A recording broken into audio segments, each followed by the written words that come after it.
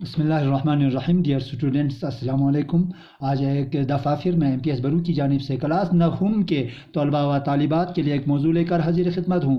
آپ کے اردو نصاب میں شامل غزلیات کے حصے میں سے ایک غزل شوریدہ کشمیری کا غزل یہاں پہ آج میں لے کے حاضر ہوں. تو سب سے پہلے شوریدہ کشمیری کی حالت زندگی کے بارے میں تھوڑی سی جانکاری دینے کی کوشش کروں. تو شوریدہ کشمیری کا نام غلام محمد ملک اور تخلص شوریدہ تھا. آپ کے جو شوریدہ جو ہے کشمیری آپ کے مشہور نام ہیں. تو 18 مارچ 1924 کو شوپیاں کے گاؤں پنجورہ میں پیدا ہوئے تھے. ان کے والد کا نام محمد عبداللہ ملک تھا، جو زیادہ تر پڑھے لکھے تو نہیں تھے، لیکن اپنے بیٹے کی تعلیم کا انہیں کافی شوق تھا. شوریدہ کشمیری نے 8ویں جماعت تک شوپیاں میں تعلیم حاصل کی. اس کے بعد سری نگر کے اسلامی ہائی اسکول سے اچھے نمبرات کے ساتھ میٹرک کا امتحان پاس کیا تھا. SP کالج سری نگر سے BA کی ڈگری حاصل کی اور محکمہ مال میں ملازمت ہو گئے. ملازمت کے دوران ہی شوریدہ کشمیری نے علی گڑھ مسلم یونیورسٹی سے MA کا امتحان پاس کیا.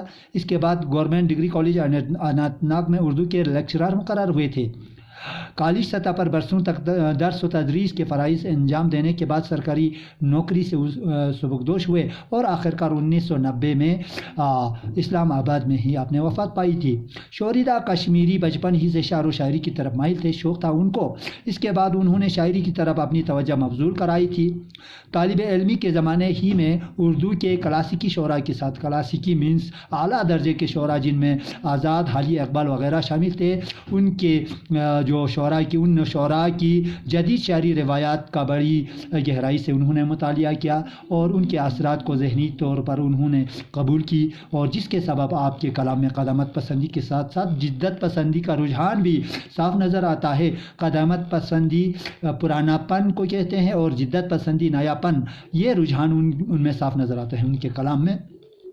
شوریدہ کشمیری کے 2 شعری مجموعے ہیں، جنون جوش جنون اور جذب درون، تو یہ بھی شائع ہو چکے ہیں. اس کے علاوہ غزل کے علاوہ انہوں نے نظموں، قطعات اور رباعیات بھی انہوں نے لکھے ہیں. تو ان کے غزل نمبر 1 کا آج ہم مختصر اور آسان لفظوں میں اس کی تشریح کرنے کی کوشش کریں گے تاکہ بچے بھی آرام سے اس کو سمجھ سکیں. تو پہلا شعر ہے، یہاں پہ مطلع ہے. شاعر یہاں پہ کہتے ہیں کہ مستی اپنی شراب کی سی ہے، آب و تاب آفتاب کی سی ہے.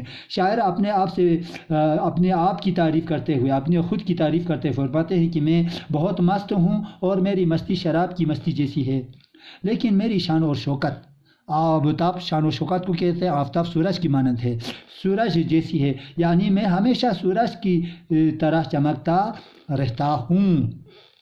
دوسرا شعر، لوگ جاگے ہیں لیکن آنکھوں میں کیفیت ایک خواب کی سی ہے. یہاں پہ شاعر فرماتے ہیں کہ لوگ تو نیند سے جاگ چکے ہیں، لیکن وہ جاگ کر بھی ابھی خواب غفلت میں، ابھی نیند کی حالت میں مست ہیں. اصل میں یہ لوگ ابھی بھی خواب غفلت کا شکار ہیں. تو تیسرا شعر ہے، روز و شب ہے کوئی ورق گردان، حالت اپنی کتاب کی سی ہے، حالت اپنی کتاب کی سی ہے. شاعر فرماتے ہیں کہ یہاں پہ میری حالت ایک کتاب کی طرح ہے جس کے ورق جب کوئی دن رات گنتا رہتا ہے تو آخر کار وہ کتاب ختم ہو جاتی ہے. اسی طرح میری زندگی کے دن رات بھی بیتے جا رہے ہیں اور ہر بیتا دن جو ہے میری زندگی سے کم ہوتا جا رہا ہے، یعنی جلد ہی میری زندگی بھی جس طرح سے کتاب کے ورق گردانی کر کے ختم ہو جاتی ہے، اسی طرح سے میری زندگی کا بھی خاتمہ ہوگا. اس کے بعد نیکسٹ شعر، تیرے رخسار و لب کی رعنائی نودمیدہ گلاب کی سی ہے. شاعر اپنے معشوق کی حسن کی، اس کی خوبصورتی کی تعریف کرتے ہوئے فرماتے ہیں کہ رخسار چہرے کو کہتے ہیں، گال کو کہتے ہیں، لب ہونٹ کو کہتے ہیں، رعنائی خوبصورتی کو کہتے ہیں، نودمیدہ ایک تازہ کھلی ہوئی گلاب کو کہتے ہیں.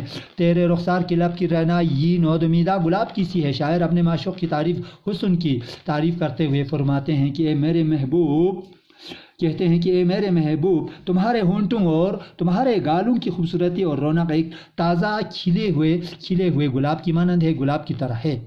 لاسٹ شعر، آخری شعر ہے، اب بھی کتنے فراتے ہیں بے فیض، جو چمک ہے شراب کی سی ہے. یہاں پہ دریائے فرات کا یہاں پہ ذکر کیا ہے شاعر نے. شاعر فرماتے ہیں کہ جس طرح دریائے فرات کربلا سے گزرتا ہے، لیکن اس کے باوجود بھی جس پر وہاں پہ یزیدی فوجیوں کا پہرا ہونے کی وجہ سے کربلا کے شہداء شہدائے کربلا جو ہے پیاسے رہ گئے تھے، اس پانی سے ان کو کوئی فیضیاب حاصل نہیں ہوئی تھی، فائدہ حاصل نہیں تھا، اس وجہ سے دریائے فرات جو ہے بے فیض ہے۔ اسی طرح سے آج بھی دنیا میں ایسے لوگ موجود ہیں جن کے پاس دینے کے لیے سب کچھ، دن دولت، بہت کچھ ان کے پاس ہیں، لیکن ان کی چمک دمک محض سیراب جیسی ہے، محض ایک دریائے فرات کی طرح یہ بے فیض ہیں، یہ دوسرے لوگوں کی، غریبوں کی کوئی مدد نہیں کر سکتے ہیں۔ تو یہاں پہ آج کے جو دور کے جو مالدار اور امیر لوگ ہیں ان کو دریائے فرات کے ساتھ ان کو یہاں پہ